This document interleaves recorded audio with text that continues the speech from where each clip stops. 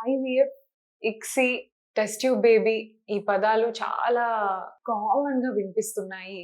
And ఇదివరకు ఒక 20 years back, 30 years back మన మదర్స్ ఉన్న టైమ్ పీరియడ్‌లో అసలు ఐవీఎఫ్ అంటే ఏంటి? అసలు ట్రీట్మెంట్స్ ఉంటాయా? పిల్లలు కాకపోతే దానికి ఉంటదా? ఇది ఏమీ తెలీదు అప్పుడు.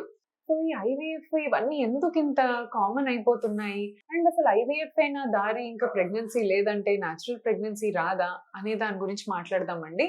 నమస్తే అండి. నేను మీ doctor Shruti, consultant, fertility expert, 39 hospitals, LB Nagar branch.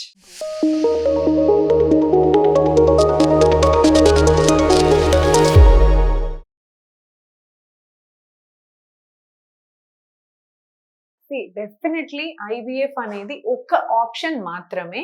IVF కాకుండా చాలా రకాలుగా మనం ప్రెగ్నెన్సీ ప్లాన్ చేసుకోవచ్చండి. ఫస్ట్ థింగ్ కపుల్ మన సెంటర్‌కి వచ్చినప్పుడు we make basic investigations. Okay. Female మొత్తం ఇన్వెస్టిగేషన్ ప్రొఫైల్ చేస్తాము. థైరాయిడ్, ప్రొలాక్టిన్ అని, నార్మల్ బేసిక్ హార్మోన్స్ టెస్ట్ చేస్తాము. అలాగే ఒక బేసిక్ అల్ట్రాసౌండ్ స్కాన్. ఈ అల్ట్రాసౌండ్ స్కాన్‌లో మనం ఏం తెలుసుకుంటాము?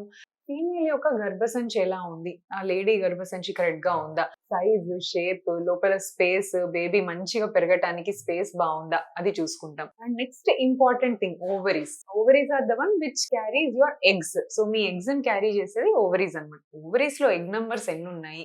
కరెక్ట్‌గా ఉన్నాయా లేదా? అవి చూసుకుంటాం. ఇంకొకటి స్కాన్‌లో ఇంకేమైనా మీకు ఇన్ఫెక్షన్స్ ఉన్నాయా? ఆర్ ప్రీవియస్‌గా అబార్షన్ అయితే, ప్రీవియస్‌గా సిజేరియన్ సెక్షన్ అయితే, కుట్టు ఎలా ఉంది? స్కార్ థిక్‌నెస్ ఎలా ఉంది? వీటన్నిటి గురించి మనకి ఇన్ఫర్మేషన్ స్కానింగ్‌లో తెలుస్తదనమాట. అండ్ మెయిల్స్‌కొచ్చేసి we do semen analysis, sperm test చేసుకుంటాం. స్పెర్మ్‌లో కౌంట్ ఎంత ఉంది? వాల్యూమ్ ఎంత ఇచ్చారు? మోటిలిటీ ఎంత ఉంది? ఇవన్నీ చెక్ చేసుకుంటాం మెయిల్‌లో. So, once they come in, if everything is normal అండి, అన్నీ బావున్నాయి అనుకుంటే first cycle or second cycle న్యాచురల్‌గా కన్సీవ్ అవ్వటానికి మెడిసిన్ ఇస్తామండి. సో, ఫస్ట్ చిన్న మెడిసిన్స్‌తో ఫాలిక్యులర్ స్టడీస్ చేస్తూ ఎగ్ గ్రోత్ ఎంత ఉంది? ఎగ్ ఏ టైంలో విడుదలైతది? అందరికి 14th day is not a rule. నా దగ్గర చాలా మంది పేషెంట్స్ వస్తారు. మేడం నాకు ఈరోజు 15th డే నిన్ననే మా ఎగ్ రిలీజ్ అయిపోయింది. మరి ఈ రోజు ఏం చేయాలి? No, that is not a hard and fast rule for everybody. You may release your egg on 12th day. ఒకళ్ళు 15th డేకి రిలీజ్ చేయొచ్చు.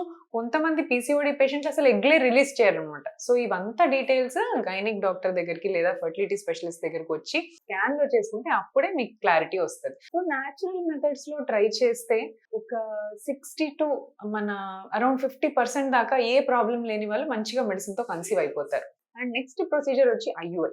ఈ ఐయూఐ ఎవరికి చేస్తాము? Not everybody again. స్పెర్మ్ కౌంట్స్‌లో కొంచెం ఇష్యూ ఉంది. అంటే బార్డర్ లైన్ కౌంట్ ఉండి, ఇది పర్ఫెక్ట్ కౌంట్ కాదు. అలా అని వెరీ వెరీ లో కౌంట్ కాదు.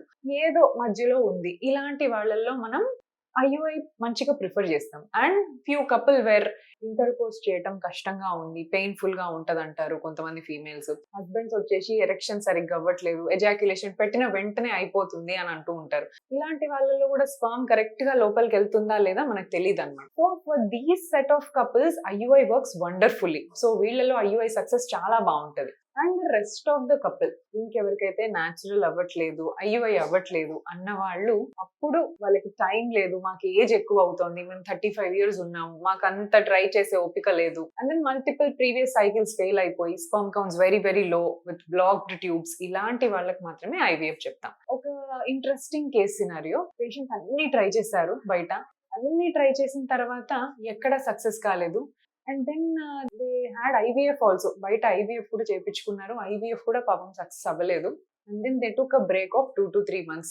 ఇంకా ట్రీట్మెంట్ వద్దండి, మాకేం వద్దు, డబ్బులు ఖర్చు అయిపోయినాయి, ఎవరు చూసినా ఈ టెస్టులు రాస్తున్నారు, ఇవి చేసుకోమంటున్నారు, బేబీ మాత్రం రావట్లేదని వచ్చారు. సో, ఓకే ఫైన్, మనం వెయిట్ చేద్దామండి. 2 to 3 months just folic acid రాసి పంపించేసామన్నమాట. Then after 2 months she came back with pregnancy. స్కాన్‌లో చూస్తే మంచిగా బేబీ హార్ట్ బీట్ తను నమ్మలేకపోతుంది. ఇది నా బేబీ అయినా, నా ప్రెగ్నెన్సీ అయినా, 10 ఇయర్స్‌లో ఎన్ని ట్రై చేసాం రాలేదు. ఈ దీంట్లో మనకు మోరల్ ఆఫ్ ద స్టోరీ అనొచ్చు. So, moral of the story ఏంటంటే దిస్ 2 months నాకు ఏ ట్రీట్మెంట్ లేదు అని ఆమె మైండ్‌లో ఒక బర్డెన్, ఒక స్ట్రెస్ అనేది లేదు. సో ఈ స్ట్రెస్ ఫ్రీగా ఉన్న వాళ్ళల్లో న్యాచురల్ ప్రెగ్నెన్సీ చాలా మంచిగా అందుతుంది. అంటే ఈ ఐవీఎఫ్ వీళ్ళకి రీజన్ ఏంటంటే ట్యూబ్స్ బ్లాక్ లేదా లో స్పర్మ్ కౌంట్ ఉన్నదో అట్లా ప్రాపర్ రీజన్ ఫర్ ఐవీఎఫ్ ఏం లేదు. అన్ఎక్స్ప్లెయిన్డ్ ఇన్ఫర్టిలిటీ అన్నమాట వాళ్ళు. సో వీళ్ళల్లో మంచి just break of 2 months stress free హ్యాపీగా వెకేషన్ కి వెళ్ళేసి వచ్చేసారు, కన్సీవ్ అయ్యి వచ్చారు. So I want to stress the importance of mental, emotional and physical stress ని ఎక్కువగా తీసుకోవద్దు. సో ఒక్క 2 months బ్రేక్ ఇచ్చి చూస్తే వండర్స్ కూడా జరగచ్చు. సో హోప్ ఎప్పుడు వదలొద్దండి. Trust your doctor, trust the process. Definitely you will have a baby. So post IVF కూడా మనం హ్యాపీగా న్యాచురల్ ప్రెగ్నెన్సీస్ ప్లాన్ చేసుకోవచ్చు. So this is just to increase your hope. Thank you so much.